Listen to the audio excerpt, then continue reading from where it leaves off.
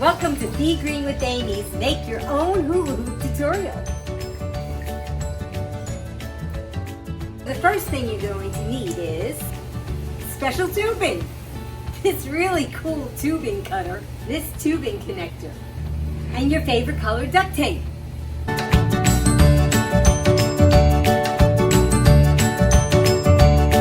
So how big do you want your hoop to be? Put it around yourself and decide, how big of a hoop do I want?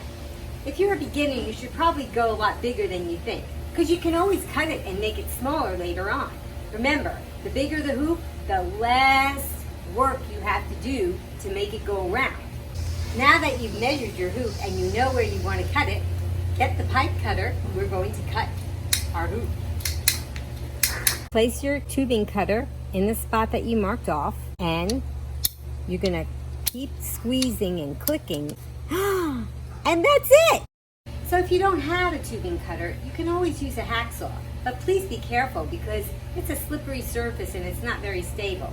You might want to see if you can have somebody hold it for you. So now that we've cut our tubing, I'm going to show you how to make this into this. So here's a hack. Get yourself a cup of boiling hot water. Stick one end at a time in the hot water and count to about 30 seconds.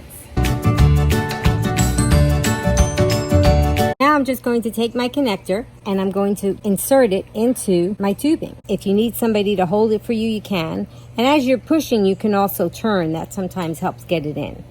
And you can see the ridges here, so you want to try to get it up to this point, because the other half will go in the other side. Now the connector is inserted into the first end of the tubing. Now do the same thing with the other end, 30 seconds.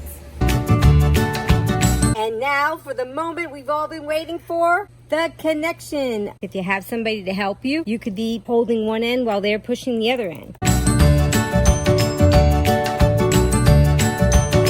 You want to make sure that the tape starts at an angle. This way, when you wrap it, it's easier to overlap it. Don't worry if you get bumps and wrinkles. These bumps and wrinkles will help the hoop grip onto your body. If you didn't put this tape on, the hoop would be way too smooth and it would want to slide off your body every time you tried to hoop. Just make sure as you tape, you're going to keep that angle and not go straight around. It's always going to be kind of a diagonal angle. Another good thing about this tape is that it puts some more weight on the hoop.